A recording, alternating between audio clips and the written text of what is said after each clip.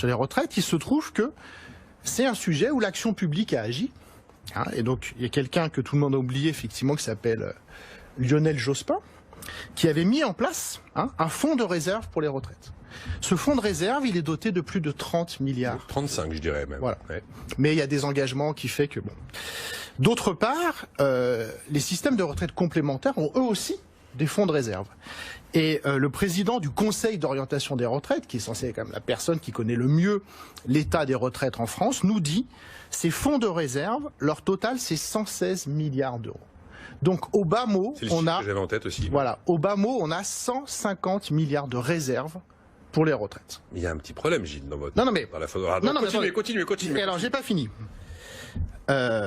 Qui se souvient de la CADES? Moi. Bah oui. 96, on suit au sujet, création de la Caisse d'amortissement de la dette sociale financée par la CRDS, la contribution au remboursement de la dette sociale dont la durée de vie a été prolongée en théorie et ne peut plus être prolongée au-delà de 2024. 20 sur 20. Hein. Ouais.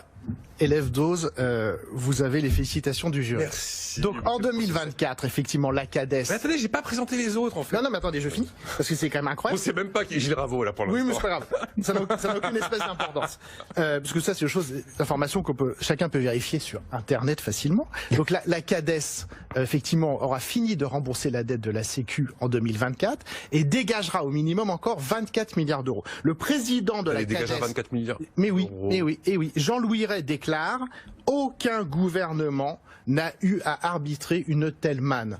Donc ce que ça veut dire, c'est qu'en fait, et donc c'est là qui est quand même sidérant, je suis désolé de décevoir tout le monde, mais en fait il n'y a pas de problème de financement des retraites, et je pourrais continuer longtemps comme ça en expliquant qu'avec une politique d'emploi un peu moins débile, en créant des emplois et en augmentant les salaires, on finance les retraites mais hyper large. Et pourquoi ?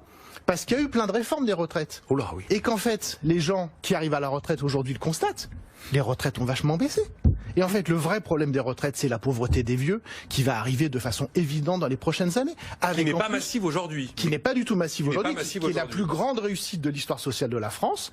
Parce qu'avant, quand on était vieux, soit on avait du patrimoine, soit on était pauvre, et la grande majorité des gens étaient pauvres. Et la première réussite de notre système social, c'est qu'on a un taux de pauvreté parmi les vieux, qui est effectivement un des plus bas du monde et un des plus bas de l'histoire, évidemment. Mais demain, avec la dépendance, les amis des EHPAD qui se gavent et qui vous coûtent 2000 ou 3000 euros par mois, etc., on va avoir un énorme problème social qui va être la pauvreté, en fait, des vieux, des gens, des parents, les enfants qui vont devoir revendre la maison qu'ils ont mis 20 ans à acheter pour payer la dépendance de mamie, papy, etc. Donc c'est ça le vrai souci.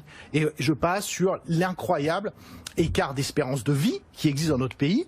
Étude de l'INSEE de 2017, 13 ans d'écart d'espérance de vie entre un ouvrier qualifié et quelqu'un comme moi. C'est quand même des trucs énormes. Donc pourquoi on ne parle pas de ça et pourquoi on nous gave une fois de plus avec un problème monétaire qui, je suis désolé, n'existe pas. Gilles Ravaud, il est maître de conférence à l'Institut d'études européennes de Paris 8 Saint-Denis.